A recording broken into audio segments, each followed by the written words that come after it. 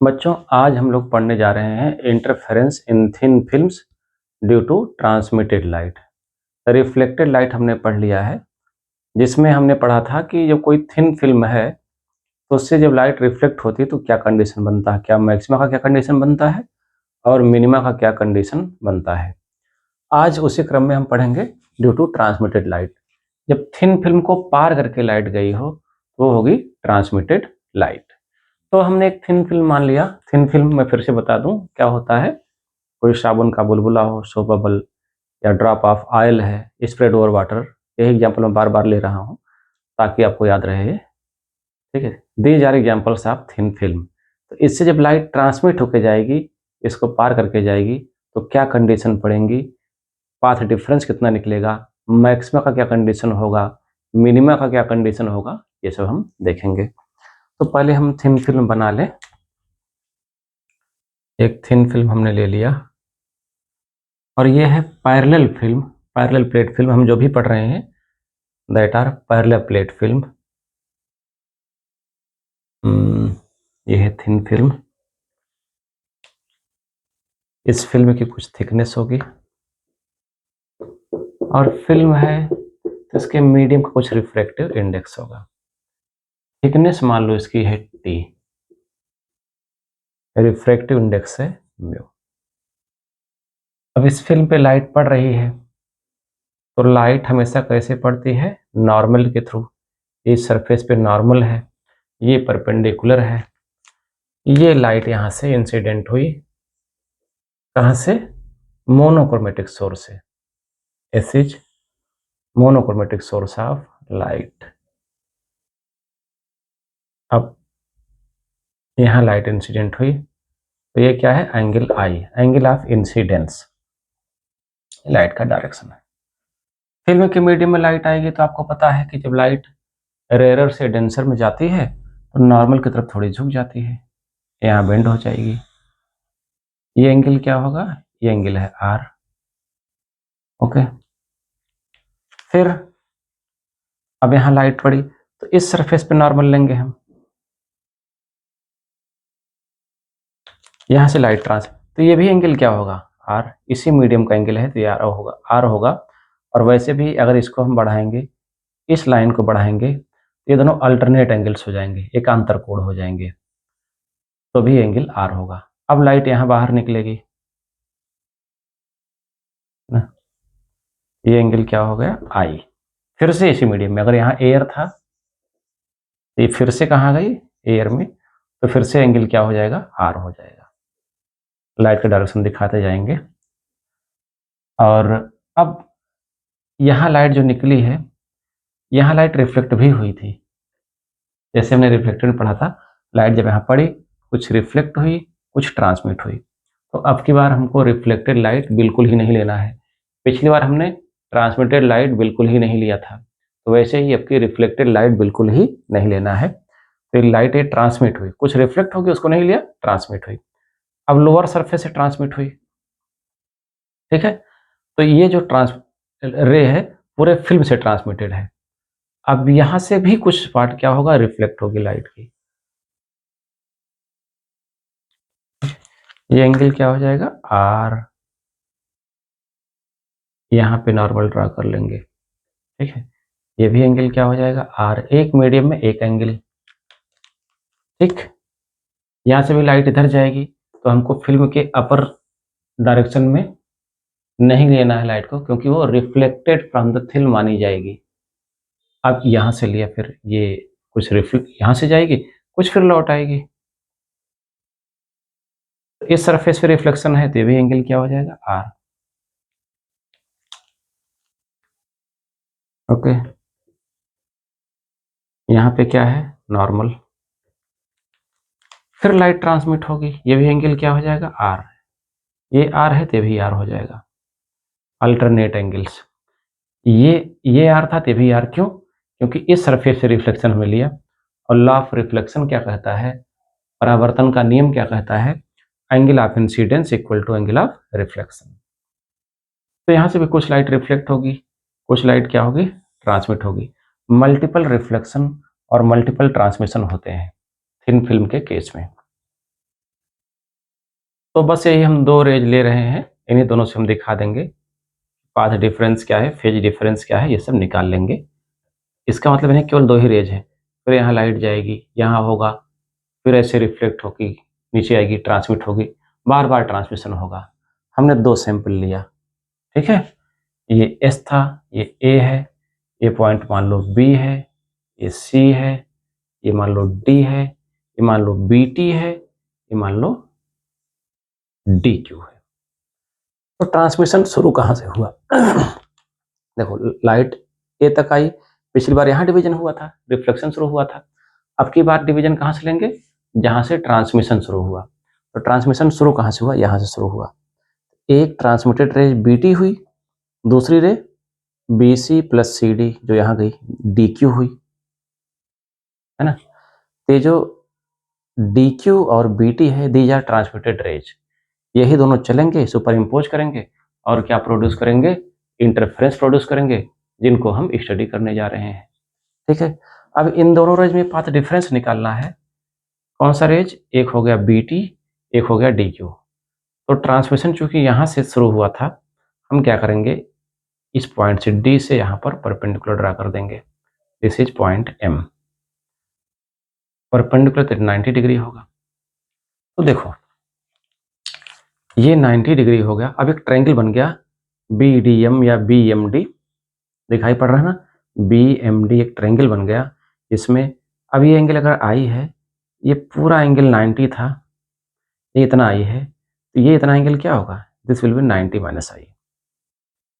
अब triangle B M D मिलेंगे, ये है 90 माइनस आई, अभी लिख दें हम, अभी रफ कर देंगे 90 माइनस आई, ये 90 है, तो ये क्या होगा? This angle will be I, है ना? This angle will be I, क्योंकि ये 90 है, ये 90 माइनस आई है तो आई हो जाएगा। ये 90 माइनस आई क्यों? क्योंकि पूरा एंगल ये 90 है, ये इतना आई है तो ये क्या हो जाएगा? 90 माइनस आई।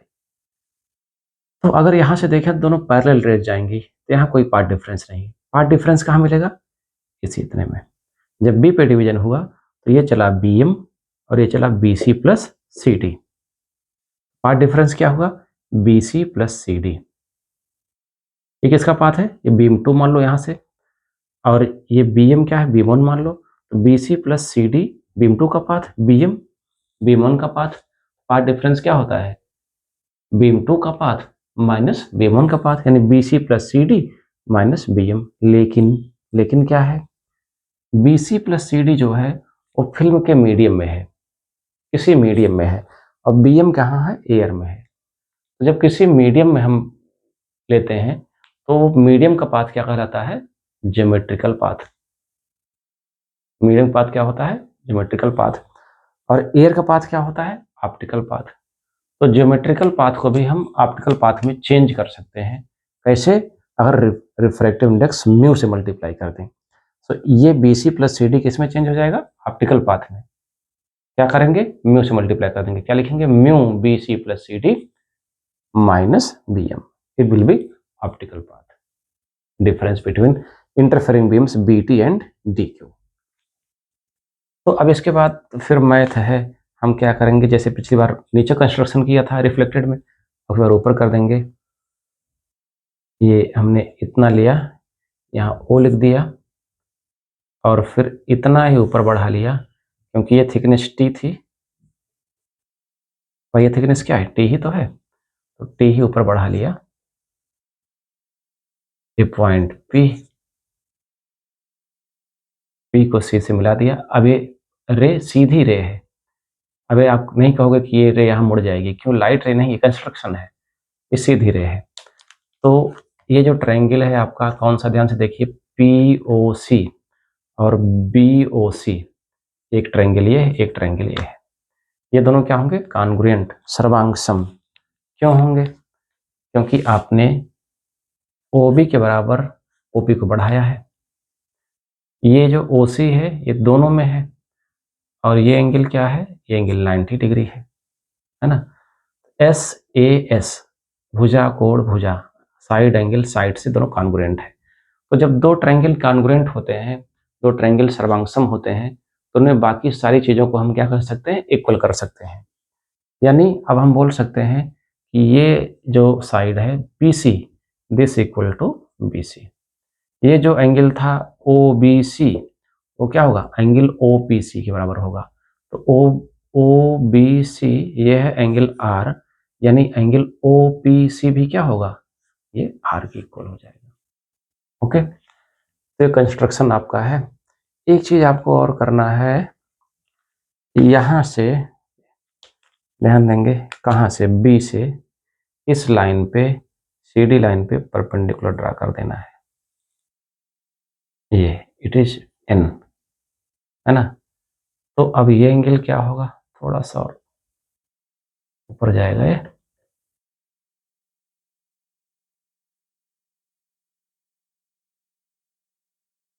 ये पॉइंट N है। हमने क्या किया है, B से इस CD लाइन पे परपेंडिकुलर ड्रा कर दिया है। ओके, तो अब देखो ये एंगल R है, ये पूरा एंगल क्या है 90 है, ये R है, तो ये एंगल क्या होगा, ये एंगल होगा 90 माइनस R। ये 90 है, ये 90 माइनस R है, तो ये एंगल क्या हो गया, R हो गया। ठीक है, जैसे एंगल I था वैसे एंगल क्या हो गया, R हो गया। बस यही इतना कंस्ट्रक्शन है। अब इसके बाद हमको लिखना है, क्या लिखना है कि when light from monochromatic source S क्या है, it is monochromatic source. When light from monochromatic sources incidents on thin film having thickness T and refractive index mu, it is transmitted or refracted through the film. The two refracted rays BT and DQ, the transmitted rays BT and DQ superimpose and produce interference.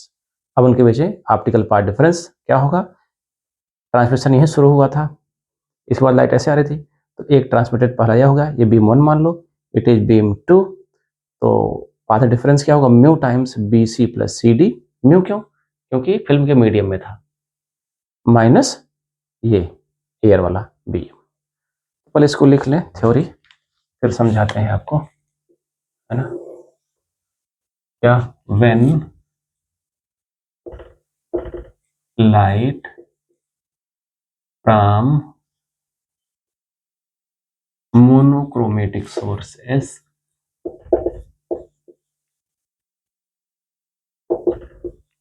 incidents, it is incidents on a thin film having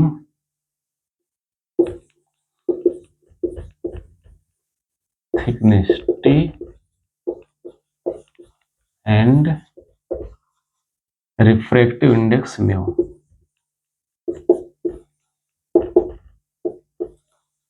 it is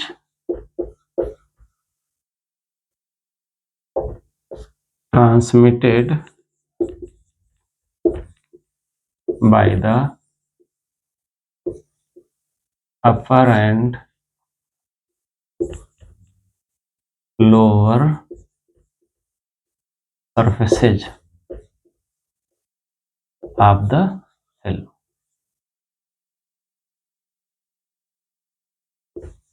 The two transmitted beams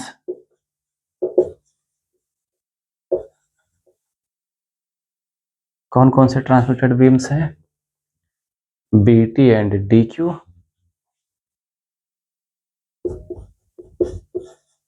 superimpose and produce interference। दोनों super impose करेंगे और क्या produce करेंगे, interference. अब दोनों में optical path difference निकालना है। Now optical path difference between interfering beams, now optical path difference between B by double means between interfering beams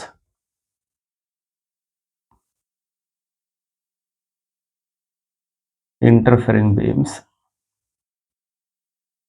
BT and DQ, ये पार्ट डिफरेंस हम लिखेंगे। ओके, पर इधर रफ कर लें थोड़ा सा।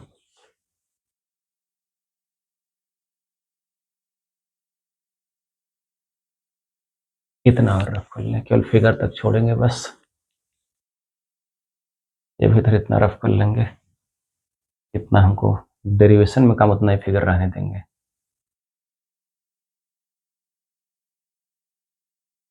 तो ऑप्टिकल पार्ट डिफरेंस डेल्टा, अब की बार डेल्टा ही लिखेंगे, डेल्टा डैश नहीं लिखेंगे, क्योंकि जो λ/2 का एक्स्ट्रा पार्ट डिफरेंस आता है वो किस में आता है? रिफ्लेक्टेड लाइट में आता है। ट्रांसमिटेड लाइट में ऐसा कोई एक्स्ट्रा पार्ट डिफरेंस नहीं आता है। तो it is delta only, delta is mu. कहाँ शुरू हुआ था? ट्रांसमिशन यहाँ शुरू हुआ था, तो ये बीम टू क्या है? BC plus CD, mu BC plus CD minus क्या है? BM minus BM, it is equation 1। अब मैथ करना है पिछली बार की तरह। ओके, इतना लिख लीजिए, फिर मैथ करते हैं। कुछ सेकेंड्स का ब्रेक।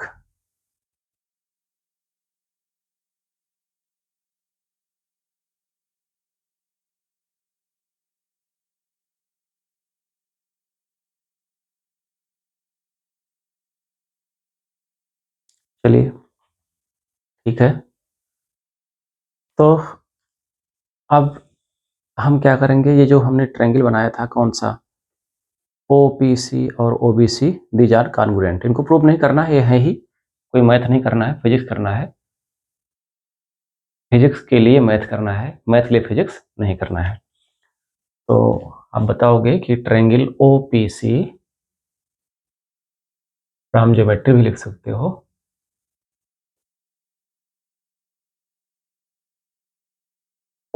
ये हम ज्योमेट्री यूज कर रहे हैं। इसमें कौन सी बात है कि right angle triangle OPC is congruent to right angle triangle OBC। कैसे? SAS। और जब दो ट्रायंगल कॉन्ग्रुएंट होते हैं तो उनमें सब कुछ इक्वल हम लिख सकते हैं। यानी ये जो साइड था PC, ये BC के इक्वल होगा, देयरफॉर BC क्या होगा? This equal to PC, equation 2। अगली बात क्या लिख सकते हैं? ये जो ट्रायंगल एंगल OBC है, एंगल OPC के इक्वल होगा। एंगल OBC जो कि R है, this equal to angle OPC। ठीक है, दीज टू इक्वेशंस। अब अगली बात, ये क्यों यहाँ लिख दें, कोई बात नहीं। अब अगली बात, अगली मैथ, चलिए नोट करिए। इधर का आप लोगों ने नोट कर लिया होगा, इसको मैं रफ कर रहा हूँ। तो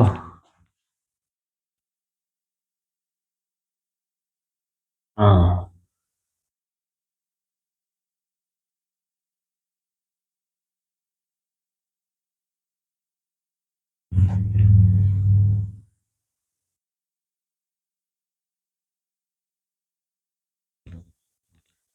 अब अगली बात क्या है? ये जो ट्रायंगल है BMD, इसमें साइन आई निकालेंगे, क्योंकि BM निकालना ना, और ये एंगल के सामने है BM, तो ये परपेंडिकुलर हो गया, एंगल से लगा हुआ है, ये हाइपोटेन्यूज होगा। ये नहीं होगा क्योंकि यह 90 डिग्री बन रहा है, तो जो 90 डिग्री बनता है एंगल से लगा हुआ होता है वो होता है बेस, और जो 90 डिग्री नहीं बनता है एंगल से लगा हुआ होता है वो होता है हाइपोटेन्यूज। एंगल के सामने क्या होता है? Perpendicular. In right angle triangle BMD, in right angle triangle BMD, sine I क्या हो जाएगा? BM upon BD।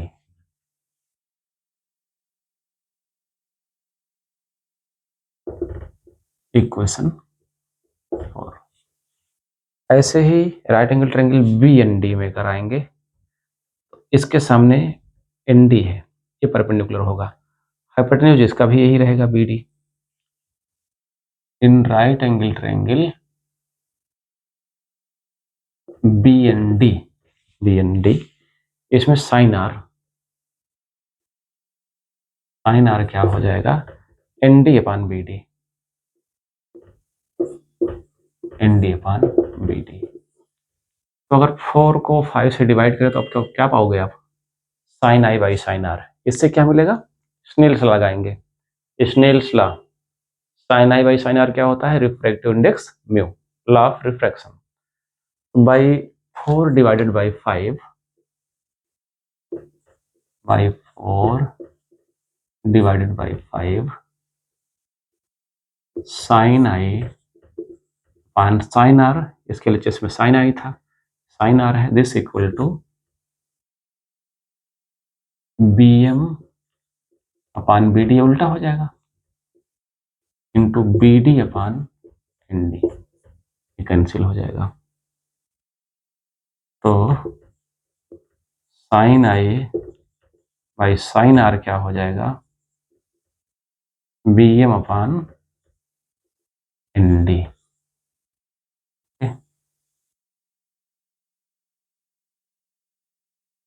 ये और स्नेल्स लॉ से क्या है, sine I by sine R equal to mu,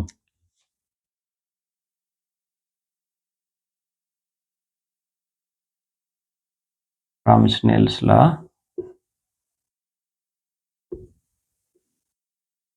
sign I by sine R equal to mu. तो इन दोनों को कंपेयर कर लें,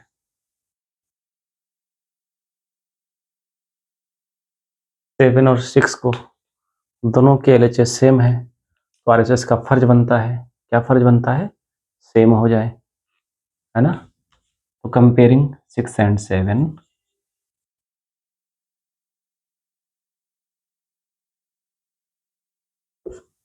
क्या होगा, B M upon N D is equal to mu, this means जो बी एम होगा it is mu N D, therefore B M equal to mu N D, it is equation 8, ये इक्वेशन 8 हो गया। तो अब बी एम की इस value को म्यू एन डी यहाँ रखें और बी सी की वैल्यू को भी रख दें इक्वेशन 1 में, using 2 and 8 in 1, using 2 and 8 in 1 and 8 in 1, delta equal to mu B C मतलब P C plus C D लिखा था, P C plus C D minus B M मतलब म्यू एन डी। अब figure में आते हैं, एक minute रुक के देखिए फिगर, ये है पी सी और प्लस सी डी, ध्यान से देखिए, P C plus C D क्या होगा, पूरा पी डी होगा, इट इज पी डी, तो डेल्टा क्या हो गया, mu P D minus mu N D, तो म्यू तो कॉमन है, P D minus N D, it is P D minus N D. ये देखिए, ये इतना है पी डी और ये इतना है एन डी, पी डी में से एन डी माइनस करेंगे तो क्या बचेगा, P N, it will be P N. तो डेल्टा हो गया आपका mu into P N, equation 9, okay, it is mu P N. अब पी एन निकालना है आपको, तो पी एन अगर देखेंगे तो ये जो ट्रायंगल है, अगर हम इसको यहाँ से ये लाइन हटा दें, आप मत हटाइएगा, हम समझाने के लिए हटा रहे हैं, तो पी एन जो निकालना है वो triangle PNB, Punjab National bank, ये ट्रायंगल PNB, ये ट्रायंगल है। इसको भी हटा दे रहे हैं थोड़ी देर के लिए। इसको देखिए, अब PN निकालना है, ये एंगल है, इससे लगा हुआ तो क्या है, बेस है। एंगल के सामने क्या है, परपेंडिकुलर। एंगल से लगा हुआ एक तरफ बेस होता है, कहाँ, जहाँ 90 का एंगल बनता है, 90 डिग्री का एंगल बनता है, और एंगल से लगा दूसरा होता है हाइपोटेन्यूज, ये है PB, हाइपोटेन्यूज। ओके, तो आपको PN निकालना है, यानी बेस निकालना है, और जब बेस निकालना होता है तो क्या लेते हैं, तब लेते हैं कॉस। बेस निकालने के लिए क्या लेते हैं, कॉस। तो कॉस आर लेंगे in right angle triangle PNB, Punjab National Bank बन गया ना, in right angle triangle PNB cos are,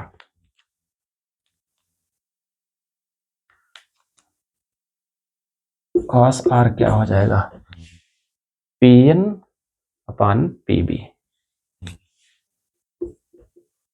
PN upon PB। तो कॉस आर क्या हुआ, PN अपान PB क्या है, ये पूरा PB है, इसको हम तोड़ सकते हैं, PO प्लस OB। OB क्या है, इस फिल्म की थिकनेस OB, जो कि T है। PO भी क्या है, T है। तो it is PN upon PO plus OB। PN upon PO भी T है और OB भी T है, T प्लस T। तो cos R क्या हो गया,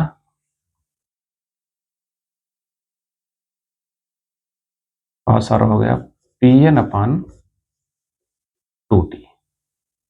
यानी PN क्या हुआ, दिस इम्प्लाइज PN क्या हुआ, 2T cos R। पिछली बार की तरह वही आया।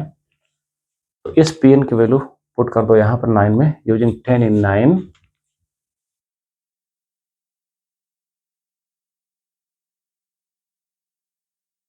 Using 10 in 9।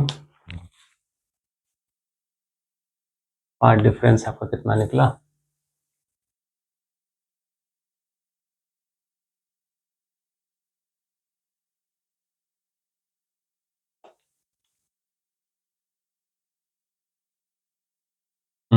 म्यू था,